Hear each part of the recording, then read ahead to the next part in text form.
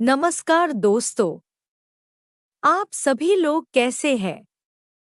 आप सभी लोगों का मेरे YouTube चैनल पर हार्दिक स्वागत है। प्लीज़ आप सभी लोग मेरे चैनल को लाइक व सब्सक्राइब ज़रूर करें।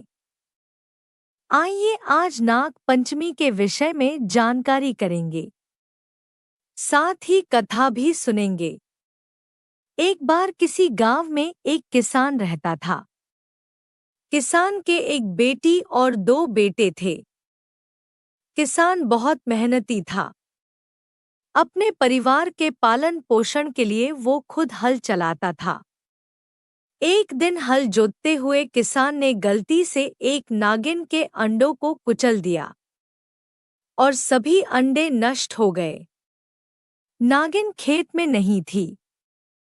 जब वह लौटी तो बहुत गुस्सा हुई और उसने बदला लेने की ठान ली। नागिन ने कुछ ही समय बाद किसान के बेटों को डस लिया, जिससे दोनों की मौत हो गई। नागिन किसान की बेटी को भी डसना चाहती थी, लेकिन वो घर पर नहीं थी। अगले दिन नागिन फिर किसान के घर आई तो देखकर बहुत हैरान हुई, क्योंकि किसान की बेटी ने नागिन के सामने एक कटोरी में दूध रख दिया और नागिन से माफी मांगने लगी। किसान की बेटी के इस रवैये से नागिन बहुत खुश हुई और नागिन ने दोनों भाइयों को जीवित कर दिया। यह घटना श्रावण शुक्ल की पंचमी को हुई थी। यही कारण है कि इस दिन नागों की पूजा की जाती है। इसलिए नागपंचमी पर पूजा अवश्य करनी चाहिए। वहीं एक दूसरी कथा के मुताबिक एक राजा की रानी गर्भवती थी। उसने राजा से जंगल से फल लाने की इच्छा व्यक्त की। राजा वन में आकर करेली तोड़ने लगा। तभी वहां नाग देवता आ गए और कहा कि तुमने मेरी आज्ञा की बिना करेली क्यों तोड़ी? राजा ने क्षमा मांगी, लेकिन नाग देवता ने एक न सुनी। राजा ने नाग देवता से कहा कि मैंने रानी को वचन दिया है, इसलिए वो करेली को घर ले जाना चाहते हैं। नागदेवता ने कहा ठीक है, ले जाओ, लेकिन इसके बदले में तुम्हें अपनी पहली संतान को मुझे देना पड़ेगा। राजा को कुछ समझ में नहीं आया कि क्या करे। राजा ने वचन दे दिया और घर आ गया।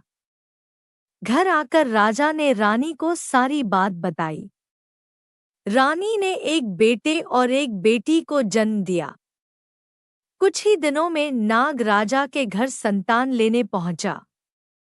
राजा ने कहा कि पहली संतान लड़की हुई थी, लड़की के मुंडन के बाद आना, तभी दूंगा।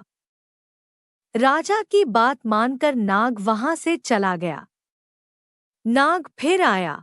राजा ने नाग को कहा कि शादी के बाद आना, लेकिन नाग ने सोचा कि शादी के बाद तो पिता का पुत्री पर कोई अधिकार ही नहीं रहता।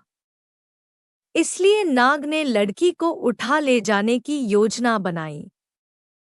फिर एक दिन नाग राजा की बेटी को उठाकर ले गया और राजा को बता दिया। राजा ने जैसे ही बेटी को ले जाने की बात सुनी तो राजा की उसी समय मौत हो गई। राजा की मौत की खबर सुनकर रानी भी मर गई। अब घर में राजा का लड़का अकेला रह गया। राजा के बेटे को उसके रिश्तेदारों ने लूट लिया और भिखारी बना लिया। राजा का बेटा भीख मांगने लगा। एक दिन भीख मांगते हुए राजा का लड़का नाग के घर पहुंचा तो उसकी बहन ने उसे पहचान लिया और फिर दोनों भाई बहन प्रेम पूर्वक रहने लगे। तभी से यह त्योहार मनाया जाता है।